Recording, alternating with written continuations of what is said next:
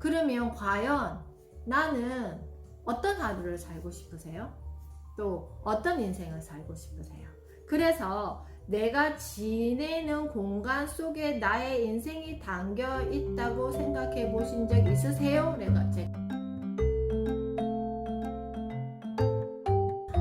내가 지내는 공간 속에 나의 인생이 담겨 있다고 생각해 보신 적 있으세요? 저는요, 하루에 저의 인생이 담겨 있다고 항상 생각해요. 이 하루 속에 나의 인생이 담겨 있고 온 우주의 기운이 담겨 있다고 저는 생각해요. 원장님 그게 무슨 말씀이세요 도대체? 이렇게 하실 수도 있겠죠. 자, 저는 왜 그렇게 하루를 매일 내 인생이 내 하루 속에 다 담겨 있다고 생각하느냐 하면은, 일단 이 하루 속에 봄, 여름, 가을, 겨울의 기운이 다 담겨 있어요. 그래서 새벽 3시 반부터 아침 9시 반까지는 봄의 기운이 담겨 있어요. 이게 태양이 뜨고 또 태양이 지고 이렇게 하는 어떤 이 공전과 자전의 어떤 기운이 있잖아요.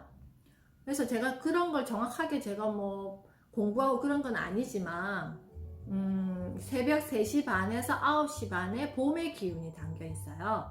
그리고 9시 반, 아침 9시 반에서 오후 3시 반은 여름의 기운. 그래서 봄의 기운이 담겨 있는 이 시간에는 깨어나야 돼요. 일어나야 된다는 거죠. 그리고 여름의 기운이 담겨 있는 이 시간에는 뭐 해야 된다? 활발하게 활동을 해야 돼. 여름에는 뭔가 곡식이 이렇게 자라는 시기잖아요. 자, 그 다음에 오후 3시 반에서 저녁 9시 반에는 결실을 맺는 시간이에요. 가을의 기운이 담겨 있어요. 그리고 9시 반에서 새벽 3시 반까지는 어떤 기운? 남은 계절이 뭐죠? 겨울이에요. 겨울에는 이제 하루를 마무리하고 정리하는 기운입니다. 그래서 매일 내가 그 기운의 대로 이렇게 몸을 움직이고 생활을 하면 크게 역행하지 않아요. 어떤 이 우주의 기운에. 그런데 막 밤샘을 하고 밤에 많이 먹고 막 3시, 4시까지 잠자고 그 다음에 또 밤을 새고 막 야식을 먹고, 이거는 내 몸을 망치는 길이에요. 그게 그래서 내 하루에 뭐가 담겨 있다?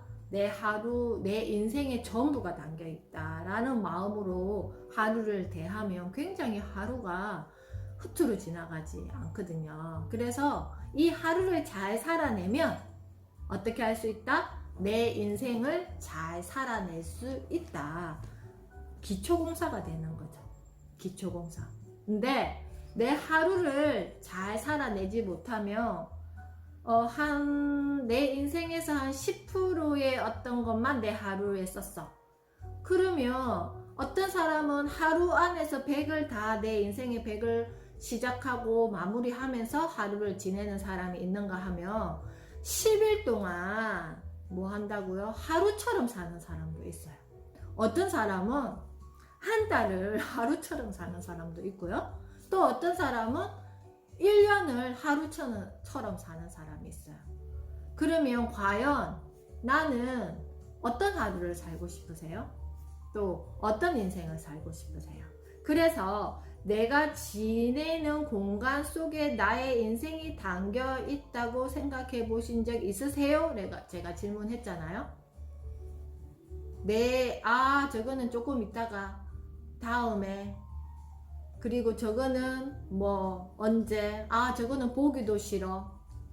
그런 어떤 공간이나 그런 어떤 우리 집에 어떤 뭐가 있으면 그런 거라고 생각해요. 내 마음에서 뭔가 찌끄기라든지 보기 싫은 나를 덜추기 싫은 거의 모습일 수도 있어요.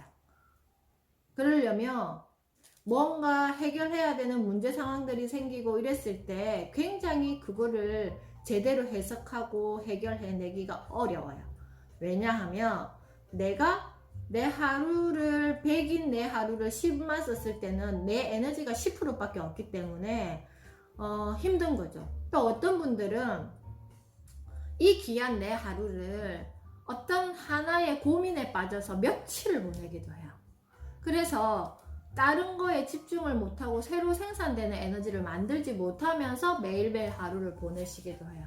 자, 우리는 어때요? 그래서 오늘 책 이야기로 정리해요를 읽으면서 공간 속에 인생이 담겨 있다고? 무슨 말이지? 이 나를 살게 해준 정리의 기적이라고 되어 있네요. 공간을 바꾸는 일은 때때로 누군가의 삶을 통째로 바꿔놓기도 하고 다른 누군가에게는 잃어버렸던 삶을 되찾아주기도 합니다. 한 번은 생을 마감하려던 분이 저에게 집 정리를 부탁한 적이 있습니다. 어떤 분은 그런 말씀을 하시더라고요. 나는 여행 갈 때 꼭 집을 깨끗하게 정리를 해놓고 간대요. 왜냐하면 혹시나 여행 중에 사고가 나면 상을 치러야 되잖아요.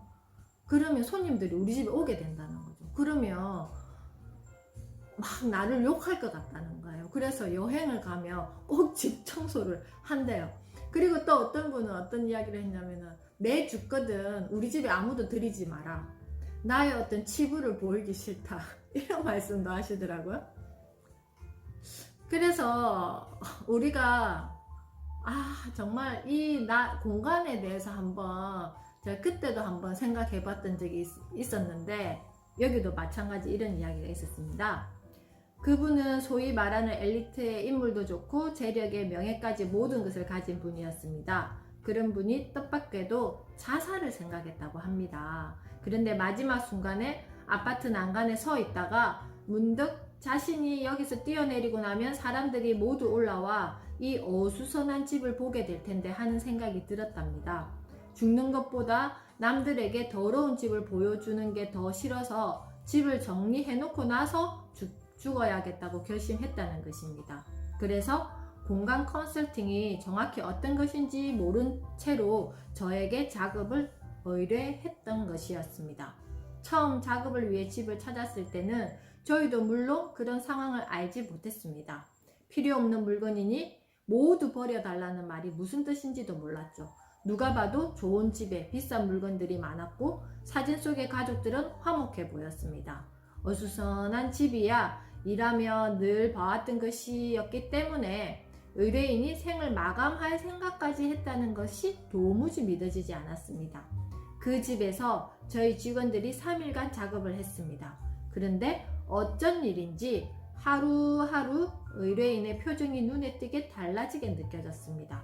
마지막 날 정리와 재구성을 마치고 최종적으로 스타일링 작업을 시작하려는데 그분이 무언가 마음먹은 듯한 표정으로 저희 쪽으로 다가왔습니다. 그리고 사실은 자신이 집을 정리해놓고 죽을 생각이었다고 고백했습니다.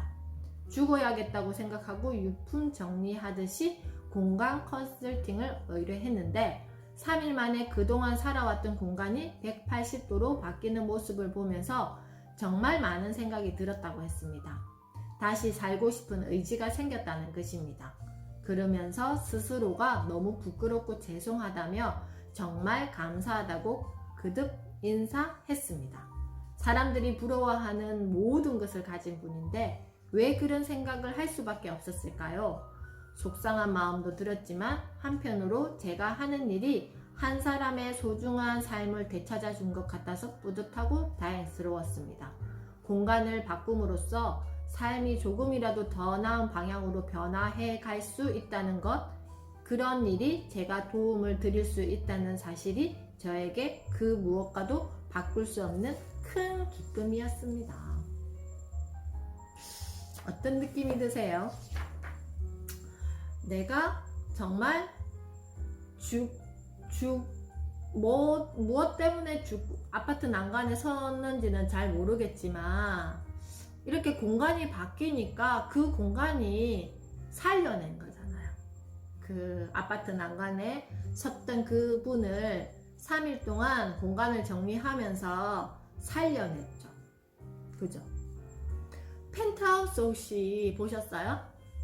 펜트하우스 작가의 제가 인터뷰를 봤는데, 그 작가, 우리가 저런 막장 드라마가 어디 있어 정말 이런 느낌으로 그 드라마를 봤잖아요, 보신 분들은. 그런데 그 작가가 이런 말을 하시더라고요.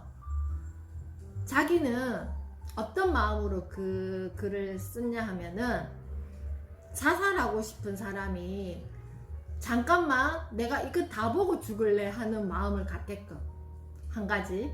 두 번째, 요즘에 노인 인구들이 우울증이 되게 심하시잖아요. 그래서 그 무료하게 텔레비전 리모컨을 만지작거리는 그 노인들이 정말 신나게 뭔가 삶에 뭔가 욕구가 생기게끔 그런 마음을 내셨으면 좋겠다. 그러면 나는 어떤 대본을 써야 할까? 그 두 가지를 생각했대요.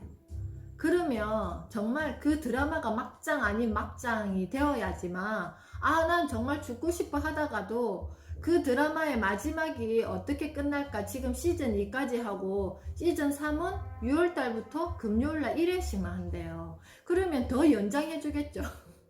시즌 2를 마쳤을 때 시즌 3을 보기 위해서 뭔가 설레이는 어른들이 계실 거고, 또 내가 자살하고 싶은 마음이 생기다가도 아, 시즌 3이 있지 하면서 기다리는 마음도 생길 거잖아요. 그런 거죠. 이게 공간이라는 게 무언가 나를 살려낼 수도 있고 나를 죽일 수도 있다라는 거. 그 죽인다는 게 정말 내가 공간 때문에 자살하고 싶어 이런 건 아니잖아요. 그죠? 그렇지만 오늘 하나 쌓아놓고 내일 하나 쌓아놓고는 내가 계속 내 하루의 인생을 포기하는 것들이 계속 생기고 그것이 계속 누적된다고 생각하시면 돼요. 그러면 하나 둘 셋 이렇게 쌓이다 보면 어느 순간 가득 쌓여서 뭐부터 내가 그거를 해야 될지를 모른다는 거예요. 그래서 이 공간 속에 나의 인생이 담겨 있다라고 제가 질문했잖아요. 그것은 바로 나는 매일매일 나에게 일어나는 어떤 문제 상황들을 정말 제대로 들여다보고 제대로 정리하고 하루를 마감하는지, 그런 거 있잖아요. 내가 이거를 지금 문제 상황을 만났어. 그러면 시간과 정리할 수 있는, 뭔가 해결할 수 있는 거를 잘 배치하셔야 돼요. 지금 이런 무슨 상황이 생겼어. 그러면 내가 지금 이거를 고민해야 되는지, 아니면 이거는 조금 내가 여유로울 때 오늘이 화요일이니까 한 금요일 오전 11시쯤 꺼내가지고 생각할까? 이 정도로 구체적으로 배치를 시켜놔야 된다는. 그래야지만 금요일 11시 되기 전까지는 그 문제를 생각 안 하는 거죠. 그냥 아예. 그죠? 그래서 저도 하루에 많은 일을 한단 말이에요. 많은 일을 하는데 이거를 시간에다가 배치를 시켜둬요. 그래서 이 시간에는 이거를 하는 거, 저 시간에는 저걸 하는 거, 그리고 아무리 복잡한 거라도 어떻게 한다, 그 시간이 되기 전까지는 그걸 열어보지 않아요. 보지를 않아요. 왜냐하면 내가 지금 해야 되고 집중해야 되는 일에 방해하기 때문에. 내 공간 속에 내 인생이라고 말씀드리는 것은 그런 거죠. 자, 내가 내 삶에서 계속 회피하고 외면하고 뭔가 적극적으로 이거를 해결하지 않으면서 내 하루를 보내고 내 공간을 만나는지. 그래서 공간을 매일매일 정리하자, 뭔가 컨셉을 잡자, 뭔가 실명제를 하자, 이런 것들은 그런 이정표가 있어도 이거가 매일매일 될까 말까인데, 그런 이정표